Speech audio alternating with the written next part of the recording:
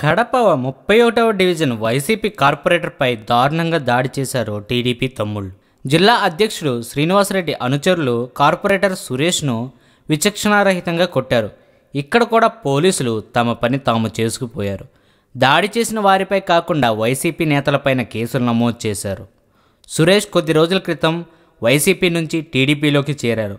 ఆయనతో పాటు మరికొందరు కార్పొరేటర్లు కూడా టీడీపీలోకి ఫిరాయించారు. కార్పొరేటర్ల ఫిరాయింపు కోసం టీడీపీ జిల్లా అధ్యక్షుడు శ్రీనివాసరెడ్డి భారీగా డబ్బు ఖర్చు చేశారని కూడా చెబుతుంటారు. అయితే కొద్ది రోజుల క్రితం సురేష్తో పాటు మరికొందరు కార్పొరేటర్లు తిరిగి వైసీపీలోకి వచ్చేశారు. దీంతో టీడీపీ జిల్లా అధ్యక్షుడికి ఆగ్రహం వచ్చింది. ఈ నేపథ్యంలో సురేష్ను టీడీపీ జిల్లా అధ్యక్షుడు అనుచరులు విచక్షణారహితంగా కొట్టారు. అడ్డుకోపోయిన వైసీపీ ఎమ్మెల్యే అంజాద్ బాషా మేయర్ సురేష్ బాబు పైన దాడి చేయబోయారు. ఈ ఘటనలో పోలీసులు తిరిగి వైసీపీ నేతలపై కేసులు నమోదు చేశారు.